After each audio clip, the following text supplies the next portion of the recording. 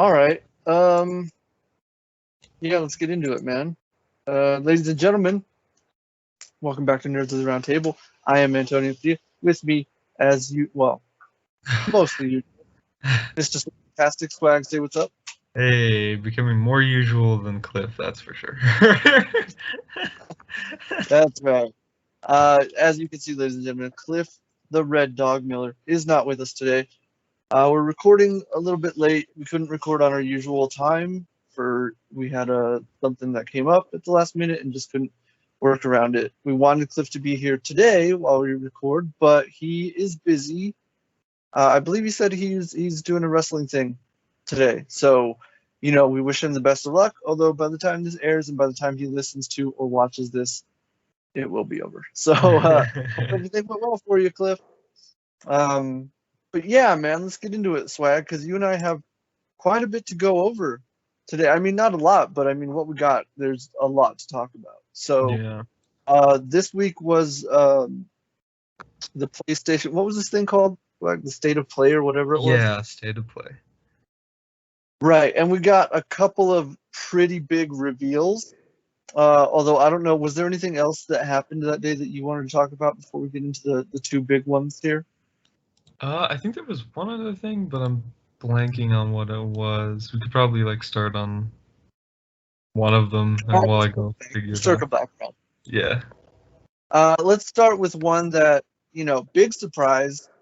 I don't think any of us knew this was happening. And I want to start with this one because, like I said, we don't have a lot of details on it. And the reveal we got did not shed a lot of light on it. Just that it is happening. And that is the reveal that Insomniac Studios, the studios who brought us Marvel's Spider-Man on PS4 and Marvel's Spider-Man Miles Morales, which just came out, last winter, Swag? Yeah. 2020. We were all waiting and speculating that the announcement for Spider-Man 2 would happen. But before anything, we got the reveal that they are working on a Wolverine video game. We got a quick little reveal trailer. Again, super quick. Doesn't reveal a whole lot. We don't even really get a look at Logan / Wolverine. We see the claws pop out, which is dope. And then we get a title screen. Still super exciting because, everything they've done with Spider-Man so far is amazing. And I'm sure this is going to be no different.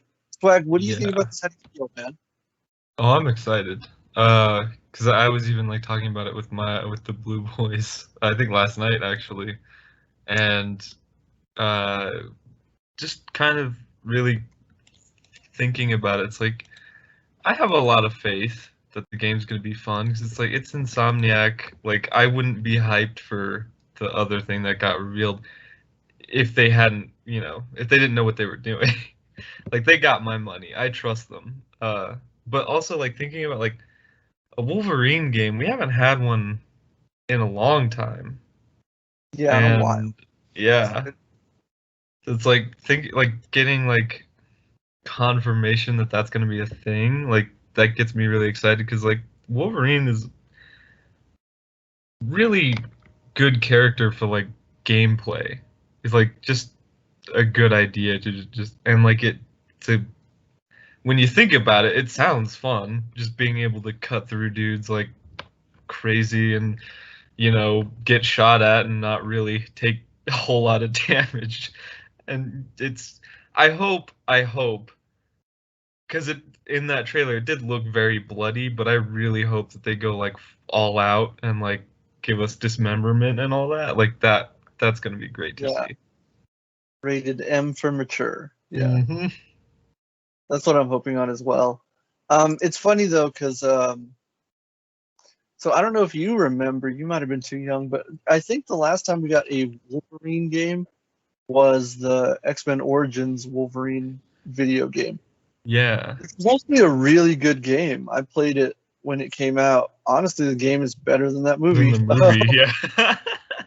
And it was really good. It was really fun. And it was basically everything you're describing, and yeah, that's the thing that came to my mind as well was sure, we've gotten what, like we've gotten a lot of the Ultimate Alliance video games, which Wolverine's in, and there were some X-Men games in the past, which were all fine, but yeah, I think the X-Men Origins video game was the last time there was like a solo Wolverine video game. And again, that game was really good, really fun. It has cult status right now. Yeah.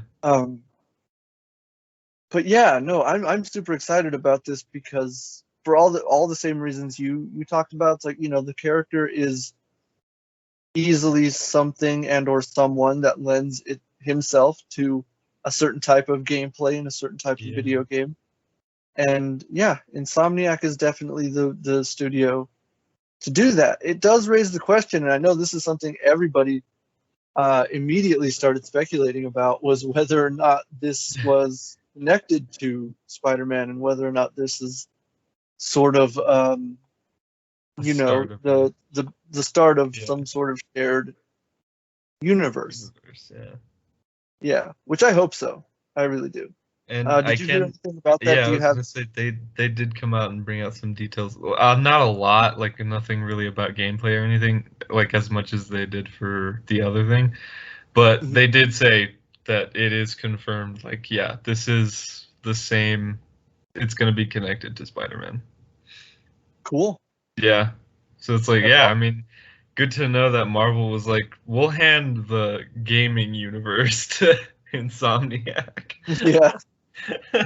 Yeah, because I remember you and I spoke about that a little bit as soon as this trailer came out, where we were like, it's cool that Insomniac is doing this, because it's like, again, like, not to rag on it, because the game seems to be doing better now, but I feel like the sort of the not great launch of the Avengers video game, maybe Marvel was like, hey, maybe this other person who's handled our property pretty well in the past, maybe they should be the ones to do this. Also, it being Insomniac Studios, this is going to be PlayStation exclusive, so yep. If you're some sort of Xbox loyalist, you're out of luck. So no, yeah, because it's funny, because it's like Insomniac Games, but like the PlayStation Studios logo was also on it. And like, aren't they the same thing now, Swag? I'm pretty sure. Yeah, I remember hearing. It was purchased by Sony. Yeah.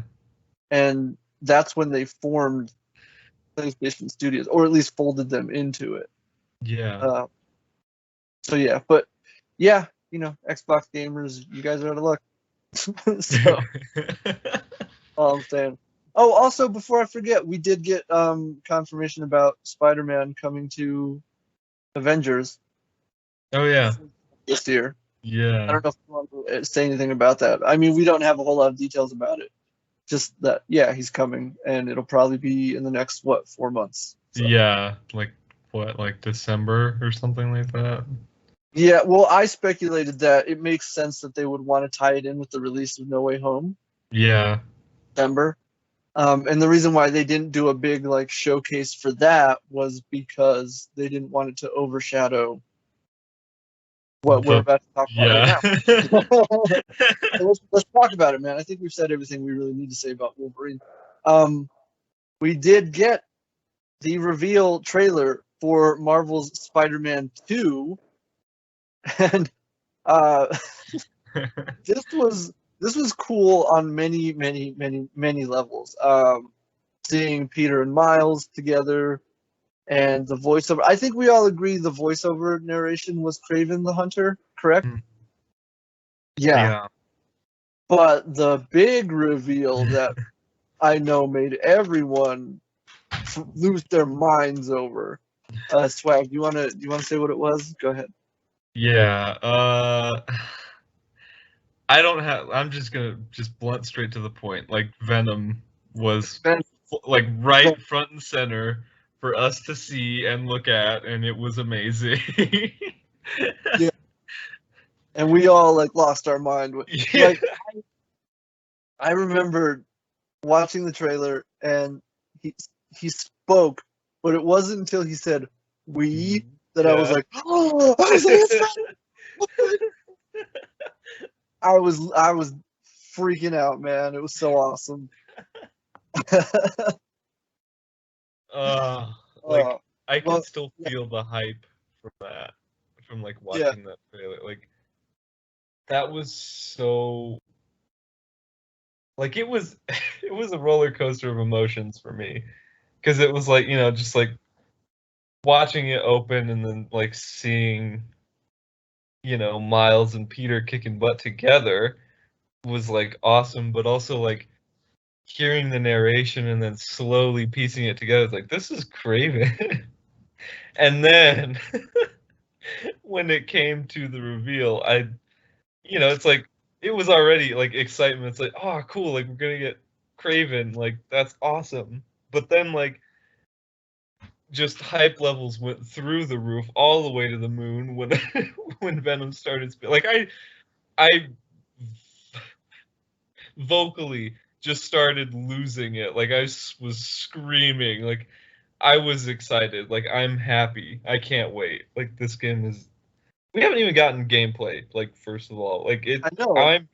like, and hype levels are way out of control. So that should say something. So Yeah, I can't wait. I cannot wait. Like 2 years. You guys are gonna make me wait 2 years for this. All right, yeah, Insomniac. it's crazy, man. Also, I want to put this out there before I forget. This was confirmed. That is Tony Todd doing the voice of Venom Yep. for the video game. So Uh, that's amazing. Again, if look, if you guys don't know who Tony Todd is, like I don't know what to say to you guys. yeah. This dude, just some of his nerd bona fide, like in addition to being Candyman, um, some of his nerd bona fides. He appeared in Smallville, which is very near and dear to my heart. Y'all know that. But also, he provided the voice of Zoom in the Flash season 2. He was the voice of Darkseid for the New 52 animated universe. Where else has he recently popped up, Swag? Oh man. I'm forgetting something like really important. Yeah, Like, there was a really big one. Yeah. uh, he's in Masters of the Universe Revelation. Oh Uh, yeah. Okay. and I'm looking, just in case there's something I Yeah, forgot. there's something we're missing. No, it looks like it's everything I just. But I mean, like, look, aside from those things, like, just the amount of stuff he's in. Like, look at like going Yeah, through his go check out his. filmography is like, oh my god, like this dude's everywhere. But that's what I'm saying. Like, that's why it's a big, and he obviously he has that iconic voice, Yeah. and yeah, man. Like, you put Tony Todd in something, especially like a comic book thing or a horror thing, which he does a lot of. He's in the Final Destination movies, and I'm a big fan of those. Yeah, man, that's amazing. Also, one thing I do want to mention again before I forget, kind of a bummer because we were speculating based on the trailer, like, oh, we see Peter and Miles working together. Does that mean we're gonna get some co-op? Confirmed, no co-op. No It is still, co-op. Yeah. which sucks. It is a bummer, but at the same time, I guess it's not. It wasn't super realistic to think that, considering how the other games went. But Yeah.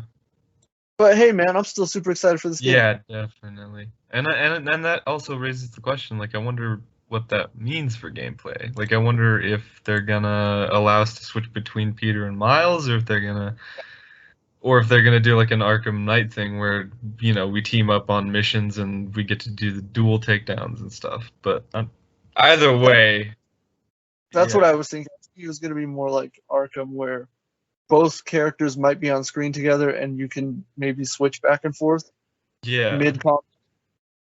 That's what I'm thinking. But again, like, it's all speculation at this point. I don't know. I honestly yeah. don't know. But yeah, man. Do you have any other thoughts on Spider-Man 2 before we move on? Huh. Well, I mean, like aside from like speculation, because like there's a lot of that. Like I could go on about like we could start a whole conversation talking about like what symbiote abilities we're gonna get, how long we're gonna have them for. But Yeah. I think I'd like to mention it's very hard to notice, but there are some changes to Peter's suit. He's No, got yeah, he's got more of the white carbon fiber on the suit in different areas, which I think was cool. It's a subtle change, but I like it. Yeah, no, me too. I think it looks great. And I totally forgot what I was gonna say, but yeah, no, I did notice some of the changes and upgrades to the suit, which again, like you said, very subtle, but also very cool. Yeah. I don't think it takes away from anything. No. So. I also wonder if they did that on purpose. Like if we are gonna get the black suit, like the white might stick out a lot more in like certain areas with the black. I think that they might have done that on purpose now that I'm thinking about it. Yeah, for sure. That definitely sounds like it was a deliberate choice. Now that you mentioned that. All right. Well, yeah, ladies and gentlemen, there it is. If you've watched either of those trailers and you have any theories, reactions, whatever that you want to send to us, go ahead and leave a comment. All right. So yeah, that's gonna do it for the games section this week. Pretty cool. Pretty cool. Good stuff. All right, let's talk about trailers. We have 2 trailers to talk about. We got our first trailer for the animated Injustice movie. This was a fairly quick trailer, if I'm being honest. It was only about a minute long. And I'm not going to lie, I've already seen more footage from this movie than this trailer shows off. Like I said, this trailer felt very brief, very short. And considering this is coming out, it's being released in October. Oh, yeah. October 19th, which is a little over a month away from when we're recording this. It feels like, yeah, it just felt like a really brief, really short look at the movie. Not that I'm complaining. I kind of feel cheated that, like I said, I've seen more footage from the movie already anyways, because I would have rather have been surprised by it. But this trailer, I feel, does a good job of like setting up the movie for people. Like if you might be kind of like, well, what's it going to be like? Is it going to be like this? Is it going to be like that? And this trailer really lets you know what's going on. So I thought it was a really well done trailer. Again, I like the animation style. It does definitely look like what was established in the previous Mortal Kombat Legends animated movie. And considering, Injustice is a NetherRealm's video game, I feel like, again, like I said this to you, Swag, right? I was like, wouldn't it be crazy if this was the NetherRealm's animated universe? You know what I mean? Yeah. Considering Mortal Kombat characters have shown up in both Injustice video games, I mean, it's not in the realm of possibility, so we'll see. But that being said, what did you think of this trailer, man? Oh, yeah. It was like, like we didn't get to see a whole lot, but what we did get to see was like, sure, like some of it was stuff we're pretty familiar with, but like the rest of it, like the beginning of Superman's regime and his whole thing, getting to see that was really good, really interesting. Because it's like we didn't really get to see it. We just saw, how it all started and then where they ended up. So getting to see how he kind of became the way that he did and what he did to get there is probably the most appealing thing for me from these movies, or this one anyways. So yeah, like it was really, really fun just watching that, and also just got me even more excited to see it. So, and I'm glad it's coming out in a month, so don't have to wait much longer for that. Yeah. What did you think of some of the voice acting that was on screen? Yeah, I'm loving Because, it. I've seen quite a bit of footage from this movie, and I've heard a lot of the voice performances already. Yeah. But I know you haven't. Yeah, this is the first time. I know Cliff has not either. But and I was really hoping to get his reactions to this as well. But Yeah, what did you think of the performances so far? Yeah. So far I like it. Like I like what everybody's doing. Like it's like, yeah, like sure we could have gone with the voice cast for the games, but they didn't, and like it's like they made a pretty good choice. Like they're these performances are really, really good. Like again, like I don't like Batman. Like, Hmm. hearing who they got, like that sounds like Batman. Like it doesn't change. Like I'm interested to see how everybody plays these characters and like the emotion that they can bring through just their voice in this movie. Like I can't wait to see what everybody does in the full product. Yeah, I agree, man. I think again, like I've seen quite a bit and I've heard more of the voices than what's on display in the trailer. And I think I said this already a couple episodes ago, but I like everybody's killing it. Yeah. I I have no question, man. And honestly, I'm surprised at how well Justin Hartley is doing Superman because again, like Yeah. my head, he's always going to be Oliver Queen, the Green Arrow. But and I thought that was going to be a quite a big hurdle for me to get over, hearing his voice come out of Superman. But like I buy it. Like Yeah. he's doing a great job. So yeah, and like you said, like it would have been great to just use the same voice cast from the video games. And if they had done that, yeah, totally awesome. But they decided to do something different, and I respect that as well. And I think everyone they got is really good. So Yeah. yeah, I have no problems with it. Yeah, again, man, this trailer was really quick. Only about a minute, less than a minute, actually, if I'm being honest. Yeah. The last couple like 10 seconds of the trailer are, the advertisement. Look for it on Blu-ray, blah blah blah. Yeah. But yeah, no, I'm super excited for this. October 19th, 2021, a little over a month away from now.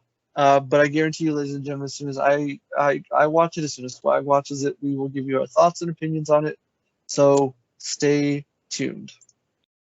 All right, let's get into the second and the last trailer for this week. Ladies and gentlemen, you might notice that the lighting scheme here is a bit green. And that's because we got the first trailer for The Matrix Resurrections.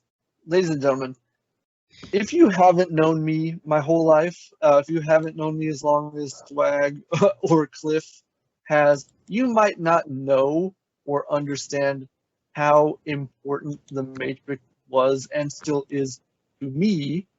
Um, it was a huge part of igniting my, or rather reigniting my imagination and my passion for storytelling when the original Matrix came out in 1999.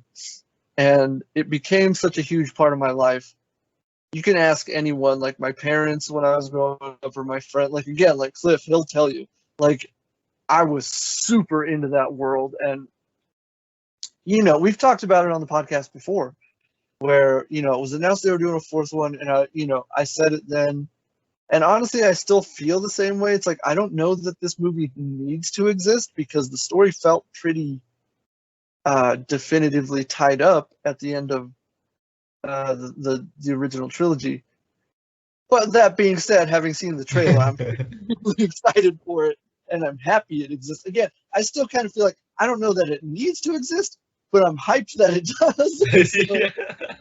um, having seen the trailer and have just like, look, I have so many thoughts and opinions on this that I want to get into, but before I start rambling and ranting, I want to throw this over to you, Swag. What did you think of this trailer? Again, like I know you've seen the original Matrix recently, Yeah. and you have seen the trilogy, but I don't think you remember it very well. You were pretty young. Yeah. But all that being said, what did you think of this trailer, man? How do you feel about Dude, that morning, like sitting down and watching it, like It's so hard to like explain it. Like it was that thing where like, you wake up and you kind of feel just out of it, and you kind of still barely kind of getting a hold of everything. So when I watched it, it should say something that afterwards I was completely just awake. I was like excited. I was energy. Like it was awesome. Yeah. Like just the idea that they present with Neo, and like how he's been put back and he just doesn't quite remember whether, like, he's questioning whether or not that was real, or and just kind of thinking that maybe it's just these visions in his head that have no meaning. But then, like, seeing everybody else and even like our new cast, and like even getting familiar stuff with like how the action is playing out and all, like, it was so cool. It looks so fun. Like, I can't wait to kind of delve deeper into the story when it comes out, but also just to see, how they top the action that they did in the originals, or even match it. Yeah, no, totally, man. It's and it's funny again, like you were describing your experience watching the trailer, and it's funny because you're like, I woke up and I watched it, and you're like, I'm having just woken up and being in that haze, and I'm like, what you're describing sounds very Matrix-like. Yeah, that's true. And that's just the Matrix fanboy in me, processing that information. But no, like I feel like that's a perfect. It's funny you say that because I knew the trailer was dropping that morning, that Thursday morning, going to sleep Wednesday night. But I was like, well, I'll wake up and I'll watch it, whatever. It's weird because, and again, like this is just me being a dumb fanboy, and I know that's how it's gonna sound. Like, oh, get over it, man. It's just a movie. But I woke up super early that morning, like way earlier than I normally do. And I told somebody this. It was like, I don't know. I woke up, and it wasn't even that thing where I woke up and I was groggy and kind of, grumpy about being awake. I woke up because it felt to me like somebody or something was like, hey, man, come on, let's go. Yeah. Well, like, it literally felt like somebody or something was calling to me. And I stood up, I sat up in bed and, checked the time. And I was like, whoa, why am I awake so early? And I was like, oh, well, whatever. And like, I didn't feel sleepy. I didn't need to go back to sleep. So I just stayed up and, checked Twitter or whatever. And the trailer dropped like literally a minute or two after I woke up. So I was like, oh, crap. So, I watched it and I was just like, yeah. I was so blown away by the trailer. Again, like, not expecting to be. Because, again, like, I was of that mindset, like, the story's done, man. Like, we don't need another one. But seeing what they did, or what Lana has done, and I'll talk a little bit about that later. But just the visuals and the storytelling and everything, like it all just makes sense. It's funny. I told this story. This is when I'm going to start rambling about everything, ladies and gentlemen. I told Swag this. I think that same day, right, Swag? Yeah. I watched the trailer and I was legitimately like shocked and blown away because, and this is 100% true, I'm not making this up or anything. I've never told anybody this except for Swag that Thursday. And I wish I had told people more of this so that it would have been on record, but it is what it is. I had a dream, oddly enough, years ago. This was somewhere right after the original trilogy wrapped up. So this was either late 2003 or sometime in 2004. And I remember this so vividly, especially having seen this trailer now. I had a dream. I woke up from a dream, but the dream was, it was The Matrix, but it was like a continuation of the story. My subconscious cooked up this story and fed it to my brain while I was asleep. And it was the idea of, after the events of the Matrix Revolutions, which is the third film in the original trilogy, the idea that after everything that had happened in that movie, somehow Neo had been reinserted into the Matrix, and he was like vaguely aware of what had happened, but was uncertain about whether or not it was real or if those were just dreams he was having. And then continuing his life in the Matrix, questioning his reality about it. Like, like it almost like it was like punishment or imprisonment for having led the resistance or whatever. They put him back in the Matrix and left him vaguely aware of what had happened, almost as like torture or punishment, because then he was then sentenced to live the rest of his life questioning his own reality and whether or not he was just going insane. So you can imagine my surprise and my shock when I watched this trailer. And that's basically the concept of this movie. Like, Yeah. you have Neo somehow being alive, because spoiler alert, he died. Somehow he's alive, back in the Matrix, questioning reality and his own sanity. And now, again, this dream I had was not like beat for beat, one for one visuals as to what's presented in this trailer, just like the basic concept. However, I've watched this trailer like 100 times since it came out. Like, that's how excited I am. I did notice there was one thing that lined up almost perfectly with something that was in that dream I had. And there's a quick glimpse in the trailer of Neo, like he's looking up into the sky and he sees a flock of birds flying because he clearly remembers being able to fly. But it's that thing where he's like, again, it's like, was it just a dream or could I really do that? Now I can't. Like the thing, kind of that thing where he's sort of being tormented by it. And that was something that was in the dream that I had, like almost identical to. I mean, Keanu had the short hair; he looked like Neo. Yeah. But yeah, the thing about him, like looking up in the sky and seeing the birds, and him like longingly, like like vaguely remembering being able to fly.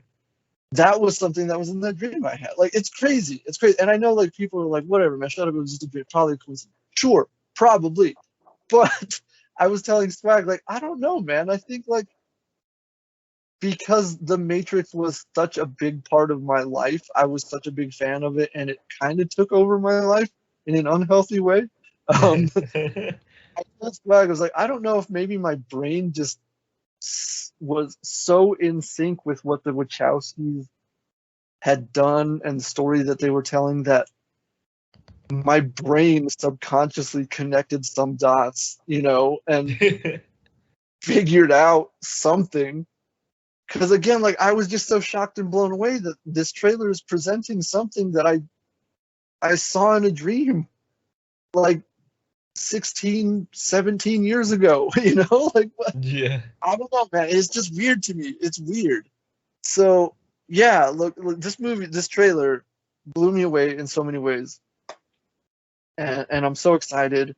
I can't wait to see this movie. This is dropping December 22nd in theaters and on HBO Max. Before I forget, I do want to shed a light on a couple of things here. So there's some question over who certain actors are playing, specifically Yahya Abdul-Mateen II. He's clearly playing Morpheus. Like, if you watch, he's wearing the Morpheus glasses. He's doing a lot of the Morpheus stuff. But if you're still like, no way, Lawrence Fishburne is Morpheus. He's not Morpheus. Yahya posted on his Instagram a picture of a still from the trailer himself with the caption Morpheus. He's playing Morpheus. Now, before anyone gets upset, because I know a lot of people were already upset, but anyone watching this or listening to this, before you get upset, be like, oh no, Lawrence Fishburne is the only one who could play Morpheus, blah, blah, blah. I'm not saying Lawrence Fishburne isn't in the movie. What I'm saying is, we only see him in The Matrix. Yep. He's clearly playing the virtual image of Morpheus. Because I don't know if you know this, ladies and gentlemen, Lawrence Fishburne, great actor, love him. he hasn't exactly kept himself in shape the way Keanu Reeves. Yeah. And again, that's not me slamming him or whatever. Whatever, man, live your life. Phenomenal, fantastic actor. But there's no way he could do all the martial arts and whatever. So I guarantee you, Yaya is the digital projection of Morpheus in the Matrix. I promise you, Lawrence is probably going to show up in the real world. So there it is. And look, Yaya is a fantastic actor, man. He's been on fire the last 4 or 5 years. Yeah. And he's doing a great Lawrence Fishburne just based on what we've seen in this trailer. Yeah. Crushing it, man. Like I said, I'm a diehard Matrix fan. And I was watching his performance and I'm like, bro, you are killing it here. So look, man, I'm all for this, bro. I am all for this. So yeah, I'm super excited, super hyped. And again, the thing I wanted to talk about before I forget, I want to wrap this up because I know it's just me rambling at this point. I talked about how this movie, The Matrix Resurrections, is being written and directed by Lana Wachowski. Lily is not involved with this movie at all. Lily did an interview where she explained, they had done 2 movies back to back and then immediately went into the production of the first season of a TV show that they had done, Sense8. And she was just burnt out. She wanted to take a rest and just not do anything because having done 2 movies and then a season of television, she was just like, I have nothing left creatively to give. Lana had the idea for this movie, wanted to do it. Lily and Lana had a conversation, and Lana was like, look, or Lily said to Lana, if you want to do this, go do it. You feel you need to tell the story, do it. Totally cool. I'm gonna sit this one out. So there it is. There was no bad blood or anything. It just burnout, artist burnout. It happens. And honestly, I have a lot of respect for Lana. For that shows a lot about how much passion she had for telling the story.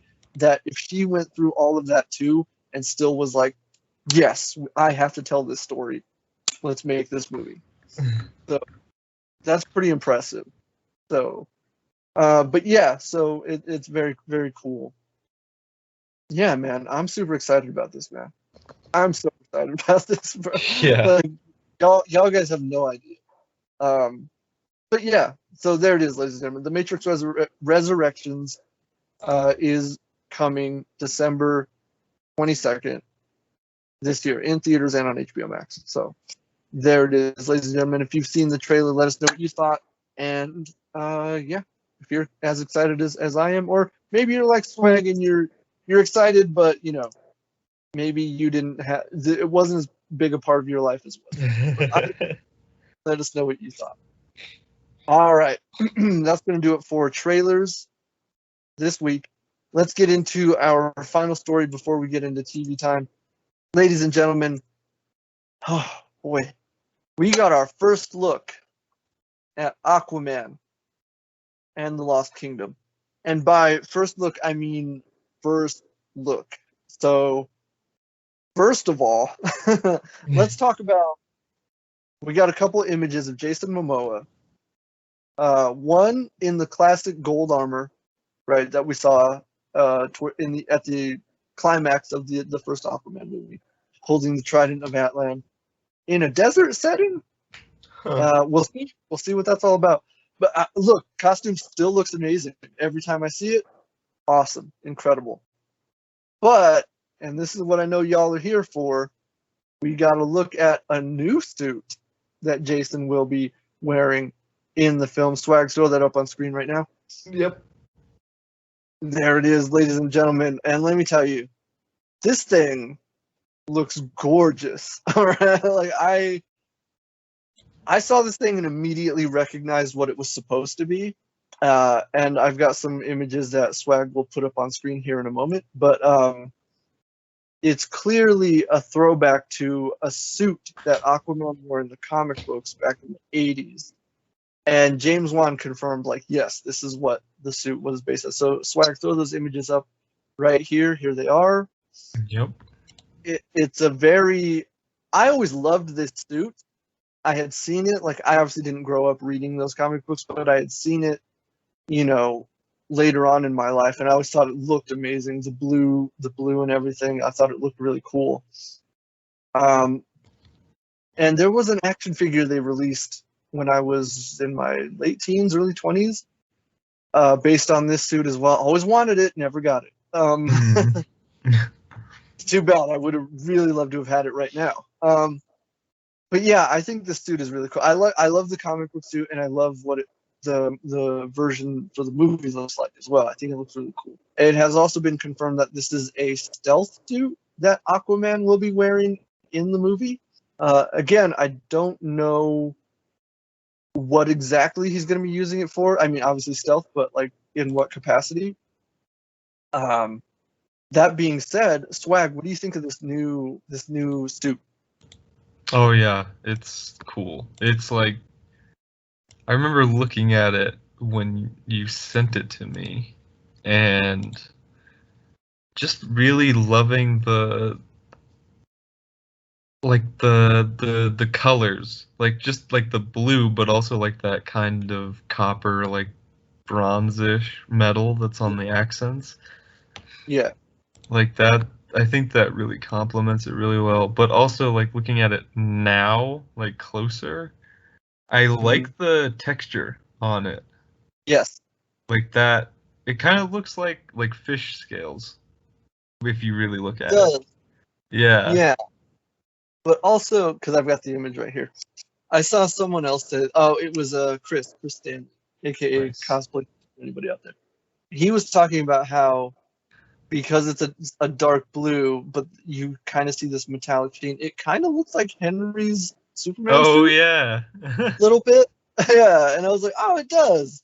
That's actually pretty cool. Yeah. So, yeah, it's interesting. It's no, I like you're saying, I love the texture on it. It looks incredible. I think that's what DC really nails with their superhero suits, is like the texture on the outside. Like, Marvel doesn't really seem to do that a lot. I think Black Panther is the only one that has done it so far. Yeah. And again, like, I think I told you this, right? The costume designer who worked on the Black Panther suit straight out said, like, it was that texture was inspired by the Man of Steel suit. And I was like, game recognizes game. Respect.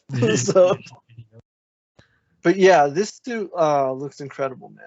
Like you were saying, everything about like the color choices, the way everything kind of complements, like, yeah, man, it looks great.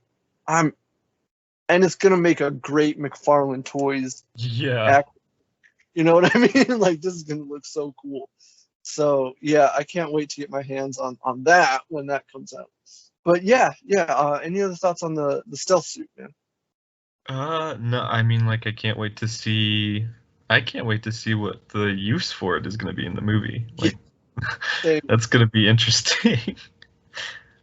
Same. Yeah, that's gonna be. This movie's gonna be so crazy, like, so cool. Yeah.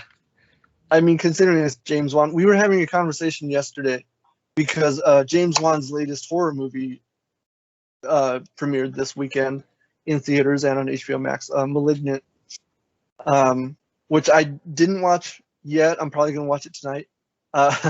We were talking about, like, James Wan is this incredible talent that I feel like everyone recognizes. He's an incredibly talented director, but I don't think he gets enough praise for just how talented and creative he is. And someone said to me, James Wan is this generation's John Carpenter. And I was like, yeah, yeah, I think that's right. Because you think about James Wan got started, like, he created the Saw franchise. This is why I always refer to him as the franchise maker. He created the Saw franchise. He created Insidious, The Conjuring, all those spin-offs. And he just now dropped his latest horror magnum opus, *Malignant*. But then, aside from just being this brilliant horror director, he directed Furious 7, which was, if I'm not mistaken, the first Fast and the Furious movie to break $1 billion. Oh yeah. And then Aquaman, which also made $1 billion at the box office. And like the fact that this man can do all those things is incredible. Like this guy is incredibly brilliant, and yeah, I don't think he gets enough credit for just how brilliant and imaginative and creative as he is. You know what I mean? Does that make Yeah. sense? Yeah. Yeah, it's criminal that people aren't giving him the level of praise that he deserves, because he deserves it. He really does. And I mean, I've been saying it for years. Like James Wan is I've always said it. Like the man is brilliant. I constantly refer to him on this show. Like he's the franchise maker, because he is. Yeah. So yeah, man, I love James Wan. He's phenomenal. He's fantastic. The reason I bring him up, aside from him directing Aquaman and Aquaman and the Lost Kingdom, he shared recently on his Instagram page a look at Patrick Wilson's Orm in Aquaman Yeah. and the Lost Kingdom. Patrick Wilson, Orm has seen better days. Let's just say that. Swag, go ahead and look up. There it is. Looking a bit like Tom Hanks in Castaway, although way more ripped and cut. Yeah. But I get, like, it's funny because he put this picture up, and I was like, Patrick requested a shirtless scene this time around, didn't he? because you'll remember he got in incredible shape for the first Aquaman movie and didn't get to show it off, like, at all. He even joked, like, the most you see of it is one arm in the Ring of Fire battle. Yeah. And he was like, I got in the best shape of my life and nobody saw it.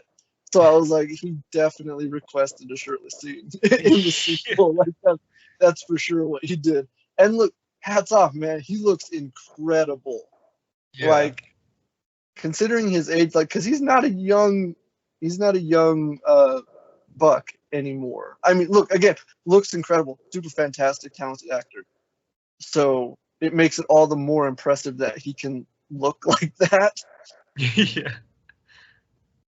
But yeah, no, I think it looks great. I think, like, aside from just glowing about how ripped and cut Patrick Wilson is in this photo, like the long hair and the beard, like he kind of looks like his brother. Orm kind of looks like Yeah. here, which I think is the point, right? Like that's got to be the point here. So yeah, I'm just again, like I'm curious because again, like they're on a beach.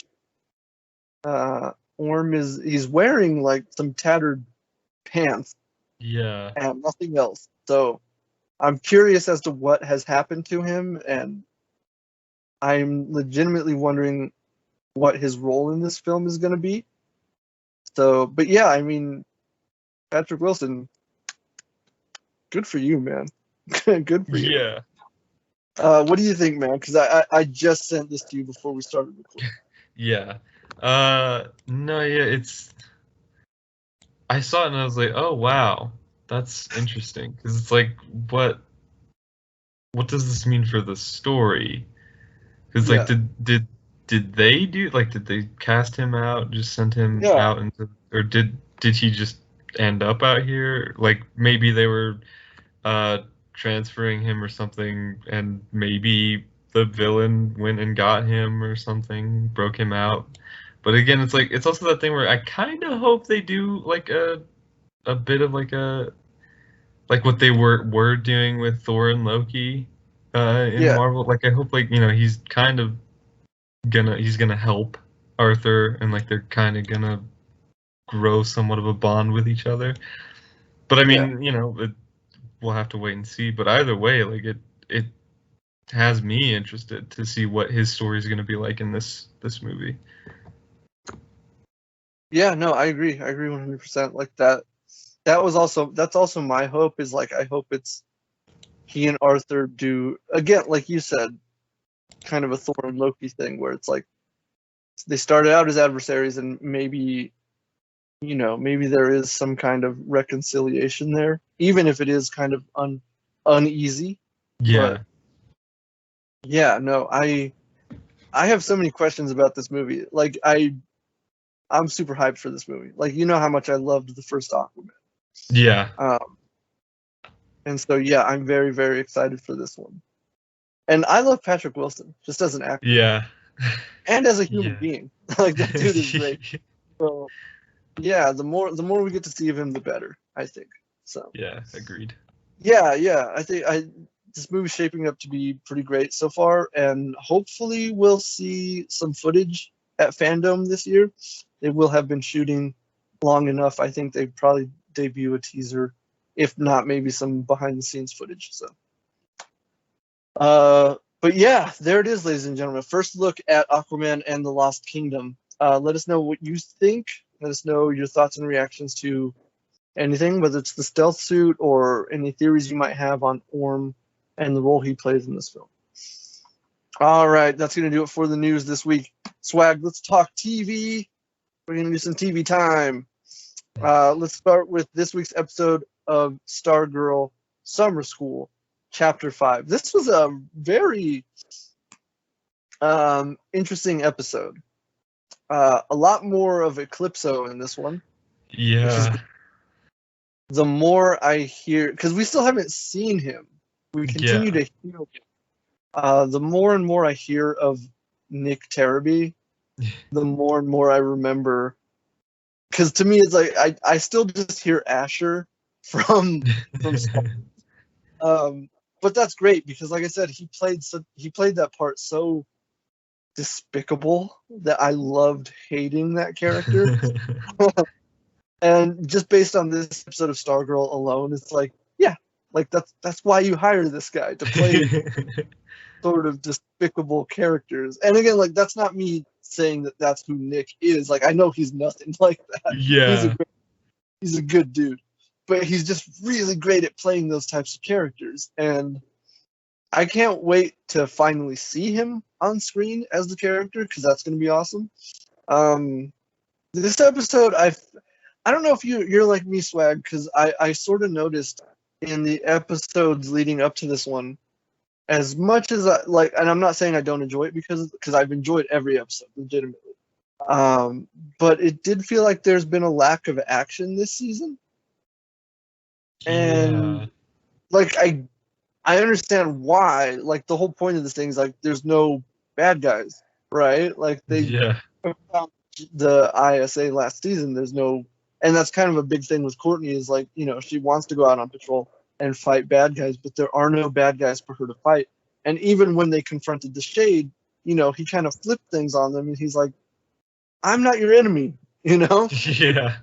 So there's still like, there's no one for them to fight. And then this episode happens. Yeah. And like I said this watching the episode, I was like, wow, Eclipso went full Freddy Krueger on all of them. Like, and it was awesome. It was cool. It was. Yeah, I really enjoyed this episode because this to me, again, really enjoyed every episode leading up to it, but this felt like a much needed like shot of adrenaline in the arm or into the chest, I should say. Yeah. But yeah, this episode was really cool. It was also great to see more of sort of the, I guess, romance between Courtney and Cameron, even though we know that's not going to end well. Yeah. But yeah, what do you think of this episode, man? And how do you feel about the season so far? Yeah, this episode, yeah, like agreed. Like it was a thing where it was kind of we weren't really getting a whole lot of action, but you know when this one, and to kind of be fair, like they were doing fine without it. Like it's not like they needed it, but you know when this one came around, it's like yeah, like it was great to just see them fight the big bad for the first time and kind of, and it's like you know it's that thing where it's like we've been told like over the course of these last few episodes, like Eclipso is really evil, really tough entity to fight. So like, you know, it's like when we get this first fight, it's like, yeah, of course they were gonna have trouble taking him down. And they didn't even like they just kind of stopped whatever he was doing, or Yeah. slowed it Yeah, like down. Courtney was able to repel him using the staff, but it was like Yeah, they still basically got theirs handed to them. yeah, because Like, they were still like the rest of the team were still off like hallucinating and dealing with their fears. Well, she was the only one who like actually managed to get past that and kind of stop the threat. Uh, yeah, but like it's like it was interesting, especially like also kind of getting like seeing where the rest of the team is at and how they feel about yeah, the things that's been happening to them. Uh, so that was great. Um, but yeah. also like It was great for Beth to finally yeah, sort of confront her parents about the impending divorce, yeah, even though exactly. like her parents were kind of like, we'll talk about that later. It was just nice for her to take that first step to be like, hey, I found these divorce papers. I know what's going on. For her Yeah, to finally actually confront them about it. I feel like that was a big step for her. But yeah, go on, go on. yeah. No, like that was what I was like. Yeah, no, that's great. Like I love Beth's thing. Hmm. Like even throughout this episode, like she had quite a bit of moments throughout it that I think were good to see. And even like her and Rick and kind of their kind of friendship developing and him kind of helping her out and looking out for her was great. That was nice. Um but yeah, I mean like and even stuff with like the shade again. Yeah, Getting more into that and kind of seeing like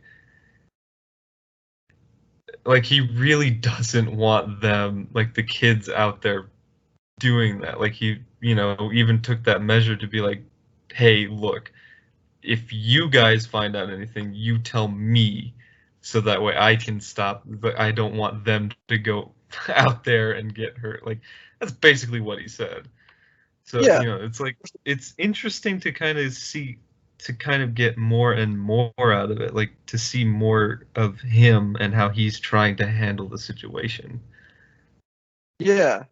It is. It really is because yeah, like we keep talking about it. It's like he continues to like flip expectations on their head.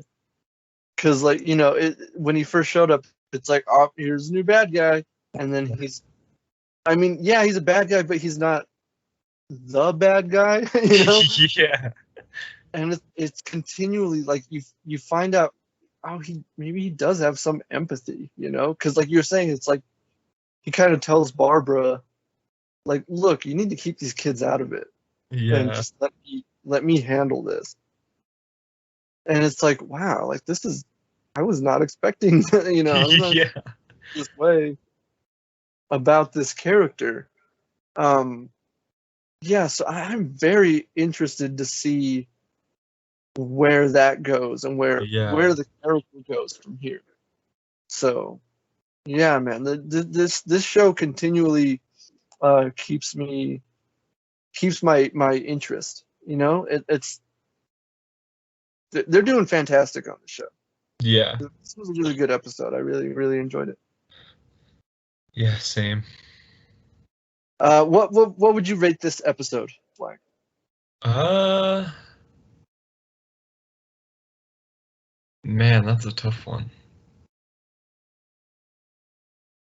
Mm, what? Screw it. 10 out of 10. I was gonna say this was a 10 out of 10 for me. Yeah. Yeah, it was just everything about this episode worked, and Yeah. I I don't have really, nothing. yeah, like I didn't really have a complaint about it. Yeah, it was really good. Also, I'm waiting to see what's gonna happen with Mike. Yeah. I hope nothing bad, but we'll see. Yeah. Although I think Pat taking the step that he did at the end of this episode to be like, all right, let's you and me work on something for the JSA. I think that might help with keeping Mike away from the bad guys. Yeah. But we'll see. Yeah, ladies and gentlemen, let us know what you think of this week's episode of Star. All right, Swag, let's talk about Marvel's What If? What If Zombies? That's the name of the episode. Zombies? Um, and as you can tell by the title, it was basically a version of Marvel Zombies. So, Yep. look, I really enjoyed this episode. I thought this Yep. episode was really good. And funny enough, I didn't tell you this, but I thought this while I was watching this, and I've thought about it a lot since. This might be the most comic accurate version of Spider-Man Peter Parker Yeah. in the MCU. Yeah. It was in an animated show. Yep. Which made me like this episode more and made me not like the movies even more than I already don't like them. Yeah. Like the fact that he mentioned Uncle Ben and the speech that he gave about what Aunt May always used to tell him. It's like this is straight up the Peter Parker I know. Yeah. Why isn't this in the live action movies? Like, come on. Like, look, Marvel, it's not that hard to make Yeah. Peter the way that we want him to be. Like the comics, like it's not that hard. Not that hard. I'm trying to see like who actually wrote this episode. Matthew Chauncey? I hope I'm pronouncing that correctly. He wrote this episode. So props to you, man. You nailed it. And that's also like what kind of like just to kind of butt in here about it, like I thought the same way. Like I didn't say anything. I don't know why I didn't. I think it was just because we were too caught up in the episode. But like I legitimately I was like, what? I was a little confused. I was like, but also happy at the same time. It's like we get to see the MCU Spider-Man actually be Spider-Man. Yeah. And like the version of Spider-Man that we love. Yeah. It's like I was like watching, I was like, dude, like this is great. And like again, like I was a little disappointed that Tom didn't get to come back to voice him in this. It's like that would have been great to kind of hear his voice come out of the character and like his performance with this portrayal of his version of the character. Yeah. Yeah, no, I agree, man. It felt like I said, I was happy that this version of Peter Parker and Spider-Man reminded me of the character that I love so much. Yeah. But also like, but this isn't even canon. Yeah. Like that, yeah. I was like, oh, come on. But yeah, so I don't know, man. It was kind of bittersweet for me. Yeah. But I mean, aside from that, like you said, this was not Tom Holland. This was Hudson Thames. I believe I'm pronouncing that correctly.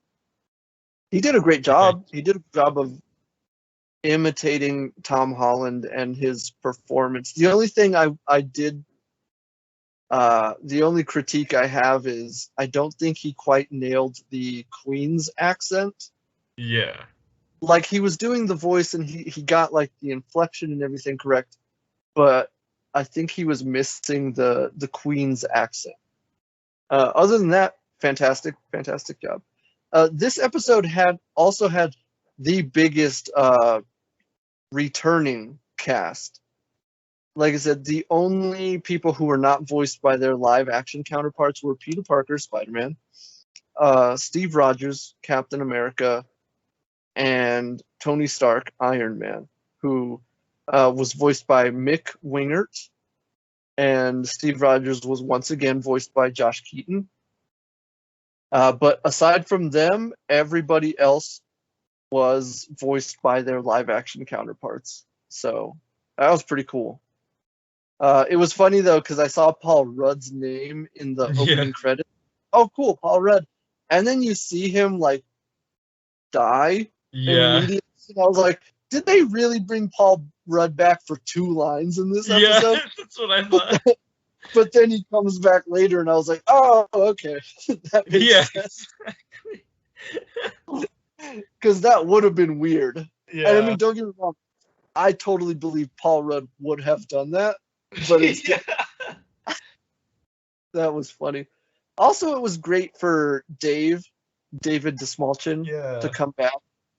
I mean, this dude has had probably the biggest year next to Yeah. Zack Snyder. You know what I mean? So yeah, Dave Desmalchin as Kurt, it was great. Sucks that he died in this episode. Yeah, Uh, that one but really was a yeah, bummer. super, super. Although I feel at this point he must be getting used to his characters dying. Yeah, that's true. But yeah, man, I thought this episode was really great. It did a lot of really cool stuff. You know, what with the zombies and sort of the big twist with Vision and Wanda. Yeah, yeah. This was a really good episode. What do you think? What were some of your favorite moments, man? Mm, yeah, I mean, like that's tough because like we already kind of talked about our love for how they did Spider-Man in this one. Yeah, yeah, But and like like the rest of the episode was great, yeah, but it's kind of hard to pin down because like everybody like I guess like just to broaden it like everybody like their performances were great. Um, and getting to see like them play those characters and have them kind of just to see how they would handle this kind of scenario and how they would work as a team was also great. um I do like because I think it is worth mentioning because like we didn't really bring it up, but like the whole thing about like Peter still having his sense of humor in yeah, this episode was great. And it all goes back to the thing like he mentions like Aunt May, what she told him. It's like, yeah, it's like, and again, like, yeah, that's what the character, that's how he is, that's how he works. Like it he always stays positive in these really dark moments and bleak situations because he's been raised to believe that there is always hope. yeah, So, but like again, like kind of going back to like I loved when he jump scared everybody when they were trying to get the train to yeah. work. That was good. That But was a great moment. yeah, and then like also like yeah, like Dave as like Kurt again, like he had a lot of moments to shine in this episode, which was great, and like the humor as the character, like he brought that back, and like it was just hilarious, and like him talking about Baba Yaga again Yeah, over and over and over again was great. yeah. That was. I think I foreshadowed that moment where Yeah, when Wanda came out and he saw. I was like, "Run, dude! That's Baba Yaga!" yeah, And then he even said it, and I was like, yeah. "That was great, man." Yeah, this episode was really great. Like, it felt like they handled like the horror of it really well, but Yeah, also keeping, like you said, keeping whether it was Peter or just the rest of the cast, like keeping a sense of humor about the whole thing. I think worked in this situation. Like, normally I have a problem with Marvel not being able to uh, balance their humor in their properties, but I feel like this episode funny enough, I think struck the proper balance, which yeah, is weird. yeah. But yeah, no, I really enjoyed this episode. What would you rate this episode? Uh, 10 out of 10, like for sure. This was really enjoyable all the way through. Um, yeah, I loved it, and I can't wait for more. Yeah, I agree. This was a 10 out of 10 for me as well. So, ladies and gentlemen, if you watched this week's episode of Marvel's What If, let us know what you thought. And yeah, there it is. All right, let's talk about Titans. Yeah, This is this week's episode, season 3, episode 7, 51%. And I remember I saw that title and I was like, I wonder what that's going to refer to. And boy, the explanation of that title was something I was not expecting. It really played into the relationship between Starfire and her sister, Blackfire, in a big bad way, which I really like. But also, let's talk about this episode because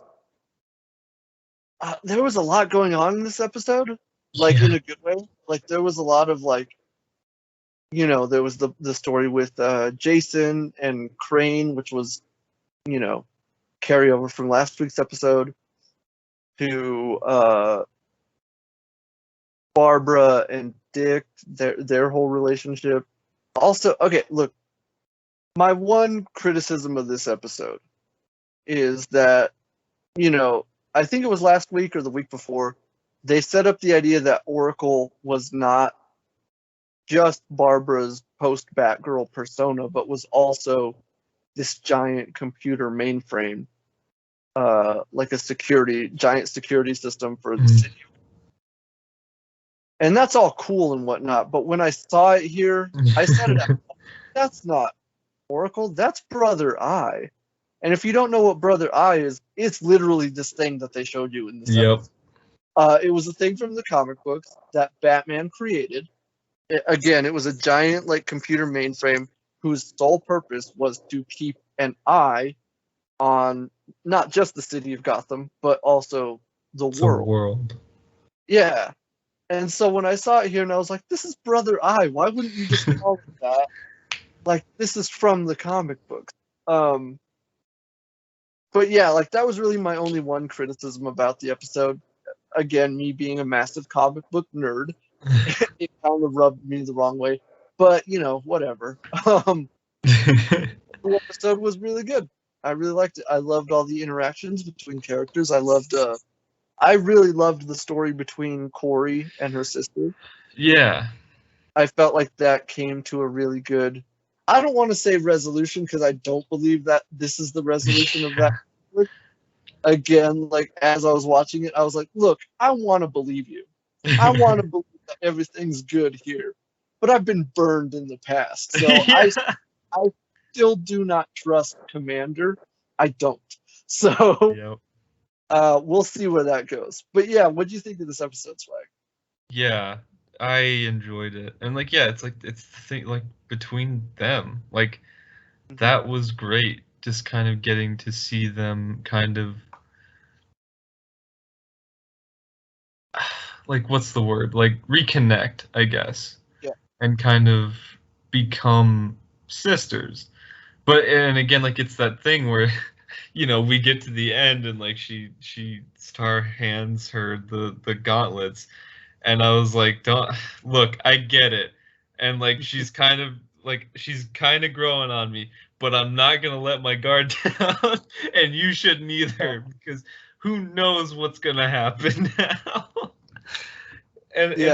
And like even thinking about it now, it's like she even like went back and like mentioned so many times like how much she wishes she had her sister's powers. It's like giving her that and like giving her the ability to have those powers is kind of like I don't trust it. Like I think maybe that was a really bad idea. But again, who knows? I do not trust it either. Yeah, who knows? Maybe they'll surprise us. Maybe she'll be a good guy, but or an anti-hero. Who knows? We'll see. Like, but I still don't trust her. Yeah, I don't trust her either. So yeah, I legitimately don't trust her. I think again, like I just feel I've been burned in the past, so I don't like it. Also, I'm gonna spring this on you because I don't know if you. So the voice of Oracle. Mm-hmm. Do you know who that was? No. I was watching the episode and I was like, that voice sounds vaguely familiar, but I wasn't sure who it was. I I just looked at the cast list for the episode. Mhm. That was actor Carlo Rota. And if you probably don't recognize the name, but you'll recognize who he played. He was Yakavetta in the Boondock Saints. Oh, nice. Yeah. Oh, I mean, yeah. amongst many other things that he's been in, but I know that's the one you'll remember him from. Yeah. Yeah. Huh. So, which is crazy. That's awesome. Yeah. That's So, awesome. yeah, Great. no, this episode was cool, man. I really liked this episode. There were a lot of really great twists Yeah. and turns in this episode. Like you'll remember like the part when they were talking about like Freon, and I was like, Yeah. that's used for car air conditioners. What do they need that for? And then they were like, Victor, and I was like, oh, I was like, oh no. That was a great moment. That was a Yeah. good moment. Yeah, man, I thought this was great. I also really like what they're doing with the whole Jason and Crane thing, where like Crane straight up turned on him in this episode, and I think Jason is finally starting to realize, like, yeah, I probably aligned myself with the wrong person here. Yeah. So, but yeah, man, what do you think? What do you think's gonna happen moving forward? Yeah. That is the thing. Because, like, even I was thinking about it after the episode. Because, like, the way that that ends with Crane getting away and Jason in the back, it's like, yeah, I don't know. Like, there's many ways that this can go. Like, Yeah, it's either, like, he will, like, you know, turn on him and he will kind of maybe kill him, or maybe Jason will kind of try and redeem himself and take him down and kind of hand him over to the Titans to, it's like, well, here, like, you know, I righted my wrongs. Like, I realized this was a mistake I made. I probably shouldn't have done it. And then, like, also thinking, like, maybe that's how he kind of stays on the opposite side of the team, but also still kind of in like yeah, a redeeming way. Like, like, yeah, he kind of righted that wrong, but it's like the team might think like, well, he's got to answer for all that he's done, but Jason yeah, kind of runs away and leaves and kind of works in the shadows and as Red yeah. Hood. I think that's pretty accurate to say. Like, I don't think he's gonna be a member of the Titans. Yeah, I think he will most likely be more of an anti-hero yeah, moving forward, because like he's clearly not gonna. He clearly won't stand for like Crane betraying him the way that he did. yeah, But also, like, in last week's episode, the whole thing where Crane straight up told him, was like, dude, you're replaceable. Like, yeah, I don't need you. So like Jason is clearly feeling like, oh, he wasn't kidding. He doesn't need me. I was just a pawn for him to use. Like he's starting to realize, like, yeah, this was not the person for me to align myself with. yeah, Yeah, so I'm curious how it's all gonna end. I mean, like, there's a vague idea of what's gonna happen, but yeah, yeah, I'm kind of figuring out what's actually gonna happen. But yeah, and like I said, this was episode 7 of season 3, and we have 13 episodes total, so we have 6 episodes left to go. Oh wow. It could go anywhere, and like I said, like we still haven't even caught back up with Rachel Yeah, and Donna, again, aside from seeing her briefly in the one episode. But yeah, I'm curious. I'm curious when we're finally going to get back around to that. So, yeah. yeah, what would you rate this episode, Swag? Mm.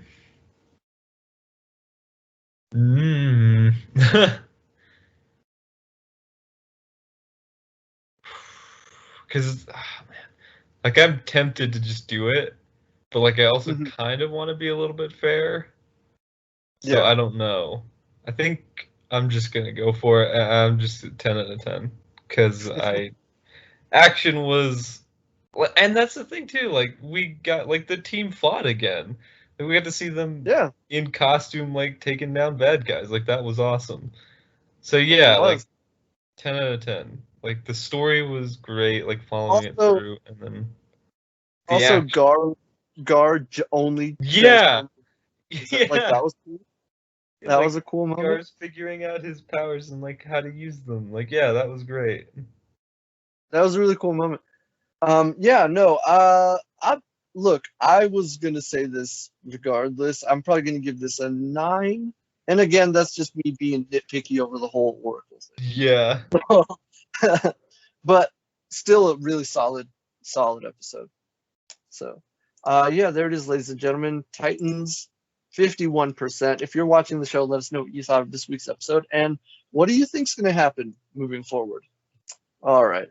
Yeah, so that's going to do it for us this week, ladies and gentlemen. That's it for TV time. That's it for the news. Yeah, Swag, let everybody know where they can find you and what you're up to. Yeah, you guys can come over to YouTube, Mr. Swagtastic. I've got plans for this upcoming week.